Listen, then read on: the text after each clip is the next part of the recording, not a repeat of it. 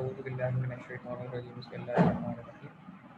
I welcome you all in the online session of power distribution and utilization. Hope you all are fine and having good health. We start today's session with the critical code.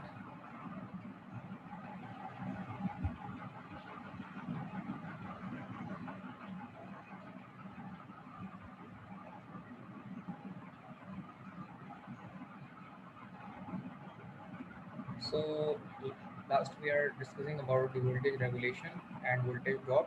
So we start the session with the kind of numerical.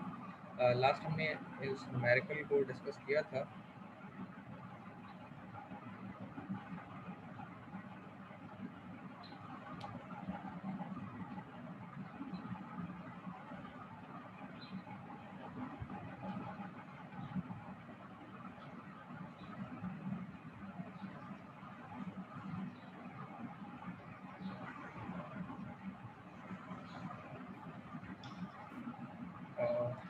Hopefully my voice is clear to you and screen share with you guys as well. So we start this session with today's numerical. Calculate voltage drop and percentage voltage regulation at trail and end of the following 11 kV distribution system. System have ACSR dog conductor.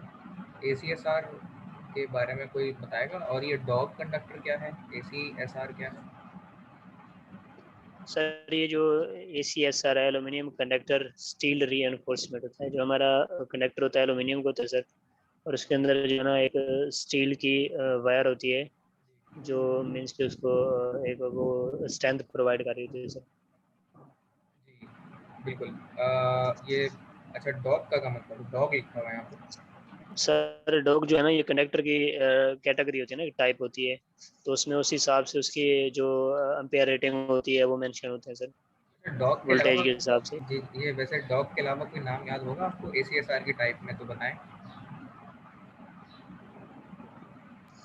Sir zebra है। Zebra है बिल्कुल। और बहुत सारी types हैं sir इसकी। बहुत सारी तो नहीं है, इसकी चंद टाइप्स हैं और कुल 5 से 6 बनती हैं। तो उसमें मुझे भी सारी याद नहीं है, लेकिन ज़ेब्रा होती है, डॉग होती है, पैंथर होती है और इस तरह की एक्सेट्रा काइंड ऑफ टाइप्स होती हैं जो कि इलेक्ट्रिकल ट्रांसमिशन के अंदर इलेक्ट्रिकल पावर ट्रांसमिशन का जो कोर्स ऑफर है इंशाल्लाह नेक्स्ट सेमेस्टर में आपको होगा उसमें पढ़ाई जाती है। तो जिस तरीके से आपने बताया कि एल्यूमिनियम कंडक्टर स्टील रेनफोर्स एक कंडक्टर होता है और डॉग उसकी category of type of conductor है और ये डॉग कंडक्टर इस्तेमाल होता है 66 kV of less of conductor में, दैट इज़ 11 kV कंडक्टर में। और जो पैंथर कंडक्टर है वो आपका इस्तेमाल होता है 66 kV में। आपका जो ज़ेब्रा कंडक्टर है वो 132 kV में या 66 kV से अबव वाली ट्रांसमिशन लाइन में इस्तेमाल होता है। इस तरह 220 kV के अंदर इससे अबव वाला और 500 kV में इससे अबव वाला टाइप ऑफ ACSR कंडक्टर इस्तेमाल होता है। अच्छा इसके हवाले से आपने एक और चीज़ बताई कि ये जो एल्यूमिनियम कंडक्टर स्टील रीइंफोर्स्ड का कंडक्टर होता है ये एल्यूमिनियम के आउटर मोस्ट से कवर होता है और इसके दरमियान के कुछ 3 या 1 जो कंडक्टर है मोस्ट प्रोबेबली 3 उसमें इवन में होते हैं, ऑड में होते हैं, 1 3 5, तो 3 होते हैं या 5 होते हैं इन मिडिल बिटवीन कंडक्टर और वो स्टील का होता है उसको स्ट्रिंग प्रोवाइड करने के लिए। तो ये भी आपने बिल्कुल सही फरमाया है, लेकिन ये सारी डिस्कशन जो है वो ट्रांसमिशन के अंदर पढ़ाई जाती है हमें, तो मैंने जस्ट पूछा और वो आपने काफ़ी हद तक चीज़ सही बता दी है। और कोई डिस्कशन कोई सवाल किसी के जहन में हो तो काइंडली पूछ लीजिए, नहीं तो हम यहाँ से आगे बढ़ते हैं। So system has ACSR dog conductor जिसमें एल्यूमिनियम जो है वो 6/4.72 ऑफ रेशो से डलता है। गैलियम और जो डलता है आपका वो 7/1.75 के रेशो में डलता है। इन दोनों की कॉम्बिनेशन से एल्यूमिनियम और गैलियम के मिक्सचर से आपका डॉग कंडक्टर ACSR ट्रांसफॉर्म होता है। करंट कैपेसिटी जो ऑफ ACSR कंडक्टर की है वो 205 एम्पेयर है, लेकिन याद रखें कि ट्रांसमिशन लाइन के लिए कंडक्टर जो कि 11 kV का हो, 66 kV का हो, 132 kV का हो, 220 kV का हो या 500 kV का हो, ये वो ऑपरेटिंग वोल्टेज है जो पाकिस्तान में अमूमन इस्तेमाल हो रहे होते हैं। तो इनमें जो मैंने जो अभी सारे वोल्टेज रेटिंग के नाम बताए, इनमें जो कंडक्टर के अंदर गुजरने वाला करंट है वो लेस रेटिंग में होता है, ये जहन में रखिएगा, ठीक है। जैसा 11 केवी का एक कंडक्टर है जो डॉग कंडक्टर है, इसकी कैपेबिलिटी जो है वो 205 एम्पेयर है। इसी तरीके से जो पैंथर का कंडक्टर, जो मुझे याद है इसकी रेटिंग, वो 66 केवी वोल्टेज अपने अंदर से गुजार सकती है, लेकिन जो इसके अंदर से गुजरने वाला करंट होता है पैंथर के कंडक्टर 66 केवी के फीडर में से गुजरने वाला जो होता है, उसकी करंट कैपेसिटी 1250 एम्पेयर होती है, ठीक है, 1250 एम्पेयर होती है। तो ये 11 केवी का कंडक्टर है और इसमें से गुजरने वाले करंट के जो डॉग कंडक्टर की कैपेबिलिटी ऑफ करंट है वो 205 एम्पेयर है। रेजिस्टेंस जो इसकी है वो 0.2733 ओम्स है पर किलोमीटर के मुताबिक, एंड रिएक्टेंस जो इसकी है वो 0 ओम है। परमिसिबल लिमिट जो है of percentage voltage regulation at trail end is 5%। इसमें टॉलरेंस लेवल जो होता है परमिसिबल रेगुलेशन जो एक्सेप्ट हो सकती है वो 5% है। Use load power factor as 0.8 lagging. अच्छा, इसमें से जो पूरे सिस्टम का जो 11 केवी का ये जो आपका फीडर है जो बड़ी लॉन्ग डिस्टेंस तक जा रहा है, इसके अंदर से गुजरने वाली जो इलेक्ट्रिसिटी है उसका पावर फैक्टर 0.8 लैगिंग है, 0.8 लैगिंग है पावर फैक्टर। तो ये पूरा सवाल है जो हमें बताया गया। अच्छा, मेरे ख्याल में सवाल फर्दर कंटिन्यू नहीं होगा, लेकिन अब इसके हम सोल्यूशन में बात करने से पहले मैं आपको यहाँ बताता चलूँ कि इधर 3 लोड लगे हुए हैं, load A, load B, load सी, ठीक है जनाब। अब लोड ए जो है वो यहाँ ऑफ दी रेफरेंस से लेके लोड ए तक का जो फासला है 1.5 किलोमीटर है, लोड ए, और वो 1500 किलोवाट लोड इसमें चल रहा है। अच्छा, इसी के बिहाफ से मैं अगर आपको यहाँ बताऊँ कि यहाँ से लेके यहाँ तक का जो फासला है वो 1.8 किलोमीटर है, ठीक है, ठीक है, यानी 1.5 के बाद से लेके 1.8 किलोमीटर का लोड बी कनेक्ट है और वो 1800 किलोवाट का लोड इसमें चल रहा है जो कि 11 केवी का फीडर है। अच्छा, मुझे एक बात बताएं कि यहाँ से लेके यहाँ तक का जो लोड बी तक का फासला होगा वो 1.5 प्लस 1.8 है जो कि तकरीबन 3.3 किलोमीटर बनता है, ठीक है ना। यानी कि लोड बी का रेफरेंस पॉइंट ऑफ ज़ीरो से लेके लोड बी तक का जो फासला है, डिस्टेंस है, वो आपका 3.3 किलोमीटर है। और इसी तरीके से रिस्पेक्टिवली लोड सी का अगर हम फासला देखें तो वो लोड बी से सी तक का 2 किलोमीटर है, लेकिन ज़ीरो के रेफरेंस से लेके लोड सी के पॉइंट ऑफ लोड रेफरेंस तक जो ये फासला बनता है वो आपका 5.2 किलोमीटर बनेगा। क्या मेरी ये की गई दो बातें समझ आती हैं? लोड बी के लिए रेफरेंस से यहाँ तक और रेफरेंस से यहाँ तक लोड सी का जो फासला मैंने बताया है, क्या ये बात समझ आती है? Yes sir. अच्छा जी, अब इसमें मज़ीद थोड़ी सी बात कर लेते हैं। देखें, लोड ए का जो फासला रेफरेंस से है वो कम है, लोड बी का रेफरेंस से फासला थोड़ा ज़्यादा है, और लोड सी का रेफरेंस से फासला बहुत ज़्यादा है, ठीक है। इसका मतलब ये हुआ कि ये पूरा फीडर 11 केवी के पावर डिस्ट्रीब्यूशन का तो है, इसमें 3 लोड यूटिलाइज हो रहे हैं, लोड ए, लोड बी और लोड सी।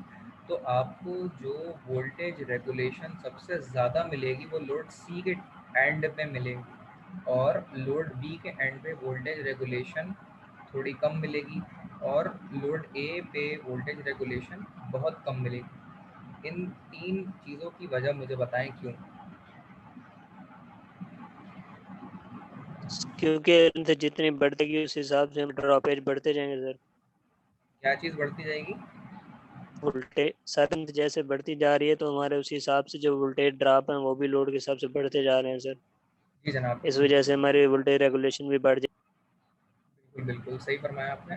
जिस तरीके से कंडक्टर की लेंथ बढ़ती जाती है, जिस तरह मैंने आपको बताया ना कि यहाँ पर जो कंडक्टर की लेंथ है वो 5.3 किलोमीटर होगी लोड सी तक की, तो ये 5 तकरीबन 5.3 किलोमीटर दूर तक का ये लोड यूटिलाइज हो रहा है। तो यहाँ पर वोल्टेज ड्रॉप अच्छा खासा हो जाएगा। जो 11 केवी, आपको पूरा 11 केवी नहीं मिलेगा यहाँ पर, सेम 11 केवी की लाइन पे ये जो आपने 2.3 किलोमीटर लगाया हुआ है लोड बी की यूटिलाइजेशन तक, तो यहाँ पर जो लोड यूटिलाइजेशन है यहाँ पर आपका वोल्टेज ड्रॉप इसके मुनस्बत कम मिलेगा, लेकिन 11 केवी भी नहीं मिलेगा। अब आते हैं लोड ए की तरफ। तो यहाँ से लेके यहाँ तक का जो फासला है वो 1.5 किलोमीटर है। ये बहुत ज़्यादा नहीं है, लेकिन फासला क्योंकि बढ़ता है तो आपको वोल्टेज रेगुलेशन या फिर वोल्टेज ड्रॉप मिलता है। Due to the length increase of conductor voltage can be drop as mister Ashiq said. अब यहाँ पे हम बात कर लेते हैं, ये तो बात हो गई है, ये सारी हमारे को शुरू नहीं किया, सारी बातें हम कर रहे हैं, वो भी हमें करना है। मुझे ये बताएं कि ये तो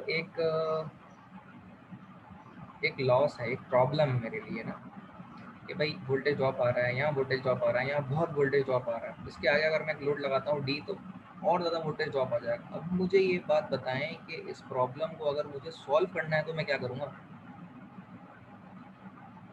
तो सर उसके लिए हमारे मेथड्स हैं, जो या तो हम कैपेसिटर ऐड कर देंगे लाइन में, या फिर हम वोल्टेज रेगुलेटर लगाएंगे सर। जी जी बिल्कुल। अच्छा, जिस तरह इन्होंने बताया बिल्कुल सही बताया, कैपेसिटर या वोल्टेज रेगुलेटर या टैप चेंजर, ये हमने 4 किस्म के सॉल्यूशन उसमें देखे थे। मैं एक बता देता हूँ उसमें, 3 पढ़ था सॉरी, केवीआर कंपनसेटर, ठीक है, और tap changers, voltage regulator, capacitor. ये 3 तरीके हैं जिनके ज़रिए से आपके वोल्टेज जो रेगुलेट हो रहे हैं उनको आप बेहतर कर सकते हैं। अभी लगाएंगे कहाँ पे? जब आपको जहाँ पर कुछ सम काइंड ऑफ किलोमीटर, एक मिसाल के तौर पे आपने ना यहाँ बताया आपका 5.5 किलोमीटर, ठीक है, चूँकि 2.6 लगा लें हम, 2.6, तो हर 2.6 किलोमीटर के बाद आप एक वोल्टेज रेगुलेटर लगा लें, चाहे वो आप वोल्टेज रेगुलेटर कोई सर्किटरी होगी, टैप चेंजर होगा, या फिर आपका स्टैटिक कैपेसिटर होगा। तो इनके ज़रिए से वोल्टेज जो रेगुलेट आपके हो रहे होंगे तो वो कंपनसेट हो जाएंगे, बेहतर हो जाएंगे। तो ये इस प्रॉब्लम का सोल्यूशन है, जो कि फ़िलहाल लिखा हुआ नहीं है, मैंने ऑफ द रिकॉर्ड आपको इस तरह बताया। तो एग्ज़ाम में इस तरह की चीज़ें भी पूछी जा सकती हैं। तो ये प्रॉब्लम तो बताई गई है, लेकिन इसका सोल्यूशन नहीं बताया गया, तो वो मैंने आपसे डिस्कस कर लिया। तो जो लोग सेशन सुन रहे हैं, रिकॉर्डेड या लाइव मौजूद हैं, तो वो उनको इस चीज़ का पता लग जाएगा। अब यहाँ से हम आगे चलते हैं और इसके सोल्यूशन में बात करते हैं। बगैर सोल्यूशन के बहुत सारी बातें हो गई। रेजिस्टेंस जो कंडक्टर की है वो 0.2733 ओम पर किलोमीटर है, जो कि अगर हम इसको मीटर में ट्रांसफॉर्म करें, तो मैं जानता हूँ कि ऐसा यूनिट जो रेजिस्टेंस के पॉइंट ऑफ व्यू से हम यूज़ करते हैं वो आपका मीटर होता है, किलोमीटर नहीं। तो हम इसको ट्रांसफॉर्म करके डिवाइड करेंगे तो वो 2.733 10⁻⁴ बन जाएगी, ठीक। तो ये ओम पर मीटर आपकी रेजिस्टेंस कंडक्टर की कहलाएगी। इसी के बिहाफ से हम इसको आगे बढ़ाते हैं। Load current eight point A I equal to kilowatt divide by 1.732 multiply by voltage into power factor. ये लोड करंट निकालने का फॉर्मूला है। तो आप इसमें करते ही हैं कि जो आपका कनेक्टेड लोड है वो आपको याद है, एट पॉइंट ए का जो लोड था वो 1500 था, ठीक। तो 1500 किलोवाट अब यहाँ पे यूज़ करेंगे, 1500 किलोवाट और divided by 1.732 multiply by operating voltage आपके 11 kV हम जानते हैं। पावर फैक्टर जो गिवन था वो 0.8 था, इनको हम सिम्प्लीफाई करेंगे, 1500 किलो से इसको डिवाइड कर देंगे तो आपका यहाँ पे जवाब आ जाएगा। जो load of the ampere at point A चल रहा है आपका 98 एम्पेयर है, ठीक है जनाब। Required number of conductor per phase जो एक के चल रहे हैं वो सिंस 98 जो कि लेस देन टू 200 5 है, समझ रहे हैं? मतलब ये है कि आपका ACSR के ऊपर गुजरने वाला जो कंडक्टर है ना, ये आपका 205 एम्पेयर कैपेसिटी रखता है अपनी, ठीक है, 205 एम्पेयर की कैपेसिटी रखता है। लेकिन लोड ए के ऊपर जो करंट का रेंज ऑफ दैट चल रहा है वो लेस देन टू 205 है, दैट इज 98, ठीक, 98 98 एम्पेयर करंट आपका चल रहा है, जो कि 205 से कम है। आगे चलते हैं। Voltage drop at point A, length of line multiply by √3 into R into cos five plus x into sine five multiply by I. ये वोल्टेज ड्रॉप निकालने का फॉर्मूला है, divide by number of conductor per phase. ये formula भी हमने starting में पढ़ा था, जो अब यहाँ पे हम यूटिलाइज कर रहे हैं। लेंथ ऑफ कंडक्टर वो आपको याद है 1.5 किलोमीटर बना था, तो किलोमीटर से मीटर में कन्वर्ट करेंगे 1.5 तो 1500 मीटर बन जाएगा वो। तो लेंथ ऑफ कंडक्टर हमने यहाँ पे प्लेस कर ली। √3 जो हम निकालते हैं 1.732 √3 का रिजल्ट होता है। रेजिस्टेंस अभी हमने निकाली 7.2.73 10⁻⁴ 0.4 प्लेस कर दिया यहाँ पे। कॉस फाई जो कि पावर फैक्टर होता है वो 0.8 प्लेस कर दिया। रिएक्टेंस, रिएक्टेंस कितनी थी, वो क्वेश्चन में उसने 0 दी थी, आपको याद हो अगर, ये एंड रिएक्टेंस इज 0 ओम, तो हम यहाँ पे रिएक्टेंस को 0 ओम यूज़ कर लेंगे। अच्छा साइन फाई, साइन फाई कैसे निकालेंगे, कॉस फाई की वैल्यू 0.8 है, कॉस को 0.8 से वो कर देंगे हम इन्वर्स, तो इसका एंगल निकाल लेंगे, तो थीटा आ जाएगा, जो थीटा या फाई आ जाएगा आपको, वो आपका लेट से 60 डिग्री निकला है, तो साइन 60 डिग्री आपका 0.6 हो जाएगा। देन इसको मल्टीप्लाई हम x यानी 0 से कर देंगे, तो ये वैल्यू वैसे ही खत्म हो जाएगी, लेकिन निकालने का तरीका साइन फाई को मैंने बता दिया आपको, क्योंकि पावर फैक्टर में पहले भी डिस्कस किया था। अच्छा कंडक्टर का जो ए लोड के ऊपर गुजरने वाला करंट है वो आपका 98 ampere divided by number of conductor per phase, वो आपके number of conductor per phase, तो वोल्टेज ड्रॉप जो है 36 वोल्ट आपके आ गए हैं। अच्छा जी, तो number of conductor per phase आपका एक कंडक्टर एक फेज में इस्तेमाल हो रहा है। अच्छा समझ रहे हैं ना, ये यहाँ लिखा हुआ है required number of conductor per phase एक है, तो आपको अगर 205 एम्पेयर में से 98 का करंट गुजारना है, तो एक कंडक्टर लगा के भी आप ये करंट गुजार सकते हैं। बताने का मकसद ये, अगर आपकी परमिसिबल लिमिट 205 से बढ़ जाए ना, तो आप 2 कंडक्टर इस्तेमाल करते हैं, जबकि वो कम है तो आप एक कंडक्टर इस्तेमाल करते हैं, इसलिए डिवाइड बाय 1 लिखा हुआ है। इन सबको पूरा सिंप्लीफाई करके और 1500 से मल्टीप्लाई करेंगे तो आपका आंसर आएगा 56 वोल्ट, जो कि वोल्टेज रेगुलेशन बनेगा। 56 का मतलब क्या है,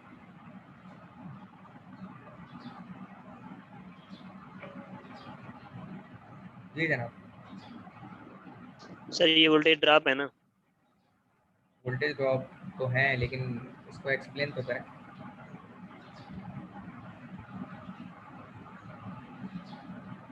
सर कंडक्टर की रेजिस्टेंस की वजह से इस पॉइंट तक जो मींस के वोल्टेज ड्रॉप हमारे हो रहे हैं वो हो रहे हैं 56 वोल्ट। बिल्कुल जनाब, बिल्कुल सही फरमाया आपने।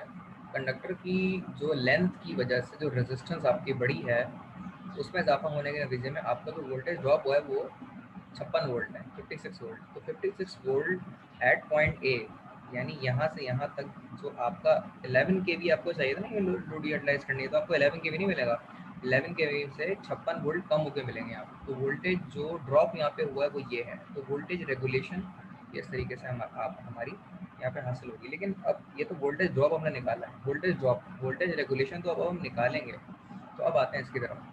आपके रिसीविंग एंड वोल्टेज निकालने का तरीका क्या होगा, सेंडिंग एंड वोल्टेज सेंड हुए थे 11 के और ड्रॉप कितने हो गए 56, तो 11 के में से 56 वोल्ट को माइनस कर देंगे, तो ये आपके हो जाएंगे 10,944 वोल्ट। ये वो वोल्ट हैं जो कि वोल्टेज के रिसीविंग एंड पे आपको मिले, सेंडिंग एंड के 11 के थे। अब आएंगे हम वोल्टेज रेगुलेशन के फॉर्मूले की तरफ, तो देखें sending end voltage minus receiving end voltage divide by receiving end voltage multiply by 100, तो ये वोल्टेज रेगुलेशन का फॉर्मूला, ठीक, sending end minus receiving divide by receiving. इसको सॉल्व करेंगे और इससे हम सॉल्व करके निकालेंगे, तो 0.52% पॉइंट ए पे वोल्टेज की रेगुलेशन हो रही है, ठीक है, 0.52% वोल्टेज की रेगुलेशन यहाँ हो रही है। ये हुआ इसका पार्ट ए। क्या इस पूरे पार्ट में कोई डिफ़िकल्टी अगर आपके जहन में हो तो पूछ लीजिए, मैं रिकॉल कर दूंगा आप लोगों के लिए। कोई नो सर। इसी तरीके से पार्ट बी है, पार्ट बी ज़रा अपने तौर पे देखें 1 मिनट के लिए, और फिर मुझे ये समझाएं कि इसमें क्या हो रहा है, ठीक है, 1 मिनट ज़रा इसको देखें और फिर मुझे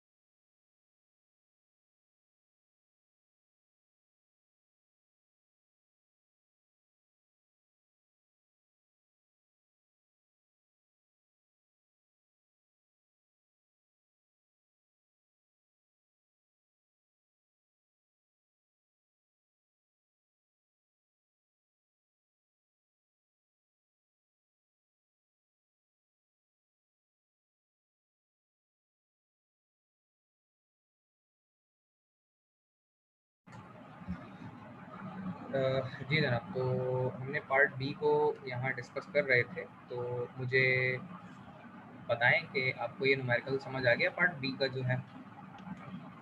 यस सर। समझाएं, चलें डिटेल में फिर ये। सर सेम पहले की तरह जैसे हमने फर्स्ट में फाइंड किया था, तो हमारा टोटल डिस्टेंस जो बना है पॉइंट बी तक का, ए तक का जो डिस्टेंस था वो हमारे पास था 1.5 किलोमीटर, और बी बिल्कुल तक का जो डिस्टेंस था ए के रेफरेंस से 1.8 था।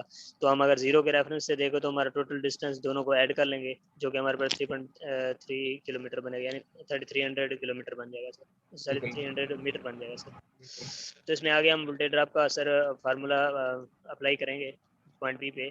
तो उसमें फार्मूला जो है हमारे पास लाइन की टोटल लेंथ आ जाएगी, जो कि हमारे पास 300 बनी है, और मल्टीप्लाई करेंगे 300 आगे फार्मूला है R cos five plus X में जो हमारे टॉपेज हैं सर, मल्टीप्लाई पे करंट हो जाएगा, डिवाइड पे नंबर ऑफ कंडक्टर, कितने कंडक्टर यूज हो रहे हैं सर।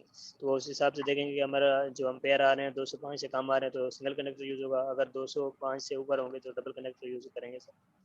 तो इसी तरह हमने sir voltage drop point B पे ऐड करके वैल्यू दिए, तो हमारे वोल्टेज ड्रॉप 107.5 वोल्ट आए हैं सर। फिर हम जो है ना लास्ट में सर रिसीविंग एंड वोल्टेज और जो हमारे पॉइंट बी पे जो वोल्टेज रिसीव हो रहे हैं, तो उसमें से क्या करेंगे, जो जीरो रेफरेंस से वोल्टेज आ रहे हैं उसमें से ड्रॉप वोल्टेज माइनस कर देंगे, तो हमारे बी पॉइंट पे जो वोल्टेज हो रहे होंगे वो हमें हासिल हो जाएंगे। जैसे हमने 11 के वी में से 147.5 वोल्ट जो है ना वो माइनस किए हैं, तो हमारे पास 10.852 के वी आई है सर हमारे पास, जो वोल्टेज रिसीव हुए हैं पॉइंट बी पे। आगे वोल्टेज रेगुलेशन का फॉर्मूला अप्लाई किया हमने सर, कि sending end voltage minus receiving end voltage divide by receiving end voltage multiply by 100, तो हमारी परसेंटेज रेगुलेशन आ गई, जो कि बनी 1.36% सर। जी जनाब, बिल्कुल बेहतरीन तरीके से डिटेल में आपने एक्सप्लेन कर दिया इसको, और यही इसके बारे में इसकी पूरी मुकम्मल डिटेल है कि, और यहाँ पे आपको अंदाज़ा भी हो गया होगा जिस तरह आपने डिटेल बताई है कि जो वोल्टेज रेगुलेशन है वो length of conductor of the feeder बढ़ने के नतीजे में रेगुलेशन भी बढ़ जाती है, और रेजिस्टेंस बढ़ती है, लेंथ बढ़ती है, तो वोल्टेज रेगुलेशन भी बढ़ जाती है। दूसरी बात, वोल्टेज ड्रॉप भी बढ़ जाता है रेगुलेशन बढ़ने के साथ साथ। ये 3 से 4 चीज़ें हमने यहाँ पर ऑब्जर्व करी हैं। जी बेहतरीन आपने एक्सप्लेन कर दिया। अब पार्ट सी की तरफ आते हैं, जो कि इसका लास्ट एंड लोड सी है। अगर फर्दर यहाँ लोड लगे होते तो हर एक के लिए वोल्टेज रेगुलेशन ड्रॉप हम अलग अलग निकालते, और ये भी आपको बेहतर अंदाज़ा हो गया होगा कि जिस तरीके से हमारी लेंथ ऑफ फीडर कंडक्टर की बढ़ रही होती है, इसी के मुताबिक आपकी जो रेगुलेशन है वो भी आगे बढ़ रही होती है, ड्रॉप बढ़ रहा होता है, लेंथ बढ़ रही होती है, रेजिस्टेंस भी बढ़ रही होती है। ये सारी चीज़ें आती हैं उसमें। तो कंटिन्यू करते हैं इसमें। तो लोड सी पॉइंट जो हम निकालेंगे उसका करंट निकालने के लिए, तो सेम सडन मैं इसको थोड़ा क्विक वे में लेके चलूँगा। तो अब इसका जो कंडक्टर का जो करंट है 131 है। अगेन इसके लिए permissible limit of less than two 205 है, तो एक ही कंडक्टर इसके लिए इस्तेमाल होगा। Length of feeder of conductor, जो कि distance from zero reference toward the load सी है, वो 1500, 1800 एंड 2000 मीटर्स आपकी बनेगी। इन सबको एडअप करने का 5300 मीटर इसकी बनती है। अच्छा, अब यहाँ पर हम वोल्टेज ड्रॉप को निकालने के लिए length of line of conductor, जो कि 5300 बनी थी हमारी, हमने यहाँ प्लेस करेंगे। √3 की वैल्यू यहाँ पे निकाल लेंगे हम। रेजिस्टेंस हमें ऐसे में सर्टन जो गिवन थी उसको प्लेस कर देंगे। रिएक्टेंस हमारी 0 थी पावर फैक्टर के बाद, और फिर साइन फाई हमें प्लेस करेंगे, जो कि मल्टीप्लाई 0 होने में खत्म हो जाएगा। मल्टीप्लाई करेंगे, जो कि 131 बनी है करंट की रेटिंग, जो अभी हमने ऊपर निकाली थी, और divide by number of conductor per phase, जो कि हम एक ही इस्तेमाल कर रहे हैं। जब उसको सिंप्लीफाई करेंगे तो यहाँ पर जो वोल्टेज ड्रॉप है वो कई गुना ज़्यादा आ जाएगा। इससे पहले वाले में जो आया था वो 147 आया है, और उससे एक वाले में 56 आया था। तो यहाँ पर सबसे ज़्यादा वोल्टेज ड्रॉप आपको मिलेगा, जो कि 11 के वी रिक्वायर्ड था, उससे वो नहीं रहेगा। Now moving towards receiving end voltage, जब आपको 11 के वी के हिसाब से जो मिलने चाहिए तो उसके बिहाफ पे आप कितने कम मिल रहे हैं तो वो निकालेंगे। तो 11 के वी, अच्छा यहाँ पे 1100 गलती से आ गया, जो कि 11,000 होगा। माइनस करेंगे तो आपको यहाँ पे 10,737 वोल्ट मिलेंगे। अच्छा, इसी के मुताबिक अब हम यहाँ पे निकालेंगे परसेंटेज वोल्टेज रेगुलेशन। तो 11 के वी माइनस 10,737, जो कि रिसीविंग एंड वोल्टेज से आपको मिले हैं, यहाँ पे डिवाइड कर देंगे 10,737 से रिसीविंग एंड अगेन, यानी sending end minus receiving end divide by receiving end voltage multiply by 100 करेंगे, तो आपकी वोल्टेज रेगुलेशन परसेंटेज में 2.45% आ जाएगी, और वोल्टेज रेगुलेशन आपकी सी एंड पे ये आ रही है। तो अब यहाँ से हमें आइडिया हुआ है कि जिस तरीके से 11 के वी के फीडर के ऊपर हम बगैर वोल्टेज कंपनसेशन रेगुलेशन के अगर उसे सिर्फ चलने दें तो जितने ज़्यादा लोड के एंड के ऊपर फीडर पे आपका जो यूज़र एंड होता है, जो आखिरी का यूज़र ऑफ द लोड होता है, उसके ऊपर वोल्टेज इंतहाई कम होके मिलते हैं आपको। और जो जितना ज़्यादा करीब होता है ट्रांसफार्मर या फीडर के स्टार्टिंग एंड के ऊपर, उसको वोल्टेज बिल्कुल सही बेहतरीन मिलते हैं। और लेंथ ऑफ फीडर जिस तरह से आगे आहिस्ता आहिस्ता बढ़ रहे होते हैं तो वोल्टेज आपके वॉयलेट होते हैं और बढ़ रहे होते हैं। अब इसीलिए एक इसका सोल्यूशन ये भी होता है कि फीडर के कुछ फासले पे जाके अगर आप ट्रांसफार्मर कनेक्ट करते हैं, ट्रांसफार्मर, तो उससे भी वोल्टेज काफ़ी हद तक कंपनसेट हो जाता है, ठीक है।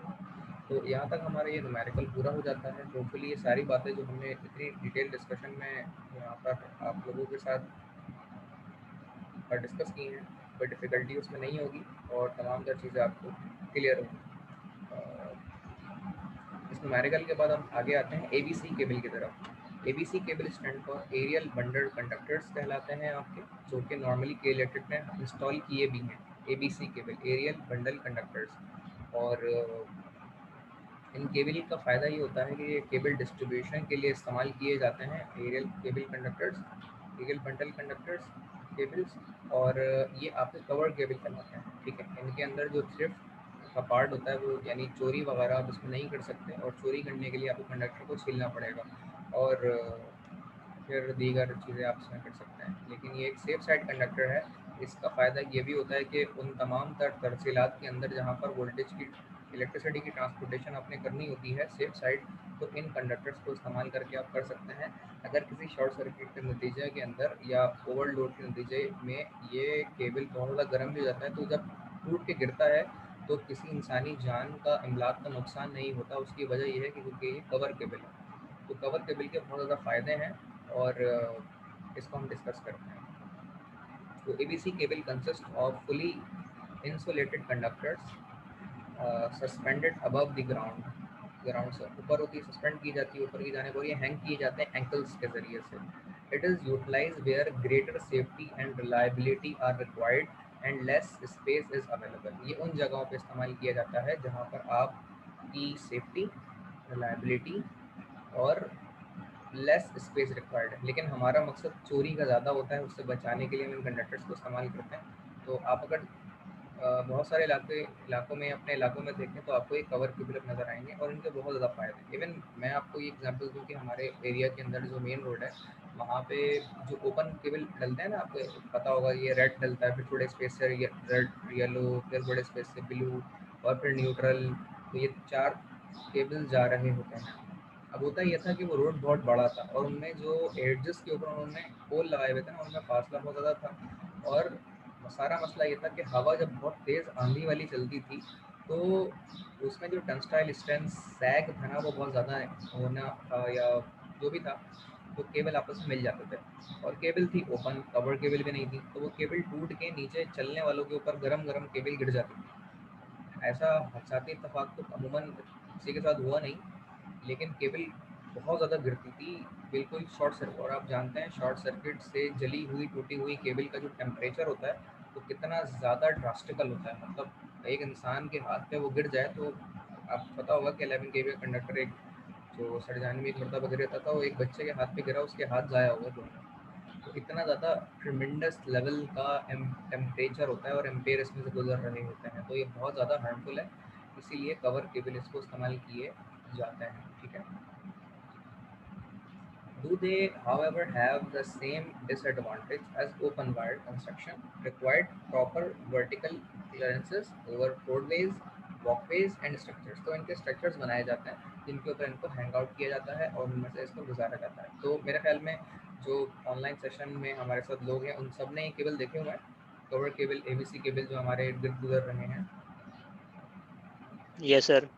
ठीक है ना। तो इनके फ़ायदे आपको नज़र आ रहे होंगे अब, क्योंकि अब आप देखें कि इलेक्ट्रिक में सिस्टम अपना कितना अपग्रेड किया। अच्छा, हम इस पे बहस करने का कोई फ़ायदा नहीं है कि इसके अंदर गुजरने वाले जो केबल है वो कॉपर का है या एल्यूमिनियम का है, ठीक है, तो इसका कोई फ़ायदा नहीं है। लेकिन हम इस चोरी के सेंस को एक तरफ रखते हो कि हमारा कॉपर चोरी हो गया और सिल्वर यहाँ पे इंस्टॉल हो गया, उसके बनस्बत एक चीज़ अगर आप देखें तो कवर केबल का बड़ा फ़ायदा भी हुआ है, इसमें चोरी नहीं हो रही।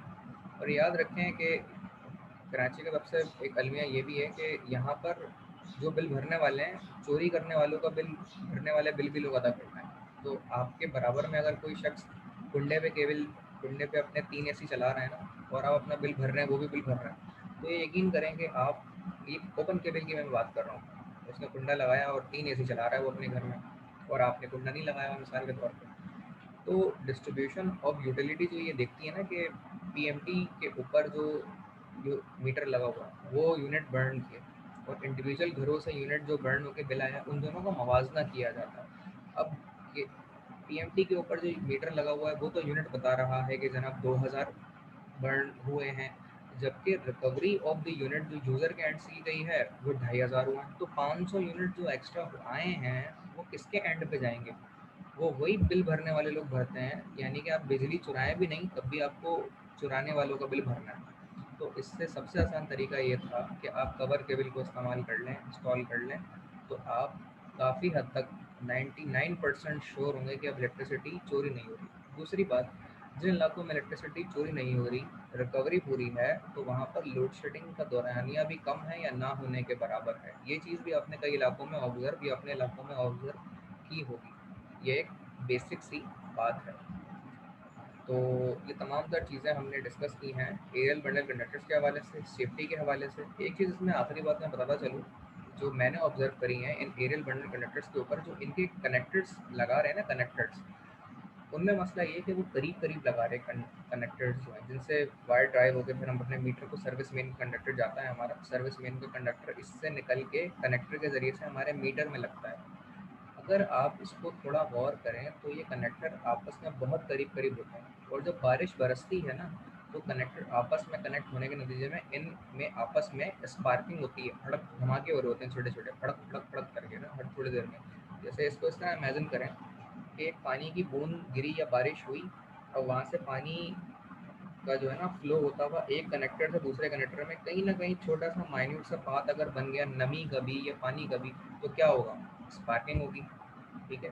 तो ये चीज़ इस तरह के करीब करीब कनेक्टर जो इन एबीसी केबल में के इलेक्ट्रिक के जो वो सर्विस मेन्स लगा रहे हैं ना, तो इनमें बहुत ज़्यादा ये इस किस्म की चीज़ मैंने ऑब्जर्व करी है। तो मैं इवन एक मरतबा मैं जब सुबह के करीब गुजरा था, बारिश बहुत हो रही थी यूनिवर्सिटी आने के लिए, तो बहुत ज़्यादा जो है इनमें स्पार्किंग और एक स्मॉल ब्लास्ट कह लें वो हो रहे थे इन कनेक्टर्स में आपस में ना, फड़क फड़क फड़क करके। अब मैं भी डर रहा था साला केबल नहीं गिर जाए, टूट गई है तो, और ऊपर से पूरा जो रोड था वो गिला हुआ था। तो इसकी इमेजिन करें आपके पूरी गली जो है पानी से भरी हुई है, भीगी हुई है, और उसके अंदर ये केबल टूट के अगर गिर गया ना इलेक्ट्रिसिटी का, अब धमाका होने का मतलब इलेक्ट्रिसिटी आ रही है इनके अंदर, ट्रांसपोर्टेशन ऑफ इलेक्ट्रिसिटी, तो जब वो नीचे गिरा ना तो आप मतलब कहाँ जाएंगे? बीच गली में भी खड़े में आप, तो बड़ा ये डेंजरस भी हो सकता है। तो इसमें एक एहतियात की ज़रूरत जो है वो ये है कि इनके कनेक्टर जो हैं इस तरह के परफेक्ट लेवल के हों, जो कि शॉर्ट सर्किट का बाइस ना बने, और दूर दूर लगाए जाएँ, ताकि जो फ्लो ऑफ वाटर का पाथ है ना इलेक्ट्रिसिटी की ट्रांसपोर्टेशन या शॉर्ट सर्किट का, वो कम से कम हो। क्या ये सारी बातें जो मैंने कही हैं वो समझ आ रही हैं आप लोगों को? Yes sir. जी। तो सेशन आज ज़रा हमारा तवील हो गया, तो इंशाल्लाह कल भी हम अपने सेशन को कंटिन्यू करेंगे, और आज के सेशन को यहाँ पे हम ऐड करते हैं, और सेशन यहाँ पर एंड हो जाता है। तो होपफुली सारी चीज़ें आपको क्लियर होंगी, और कोई डिफ़िकल्टी अगर आपके जहन में हो तो काइंडली पूछ लीजिए। सेशन को हम यहाँ पे अपने एंड करेंगे इस ब्यूटीफुल कोट के साथ। अल्लाह हाफ़िज़। अल्लाह हाफ़िज़ सर।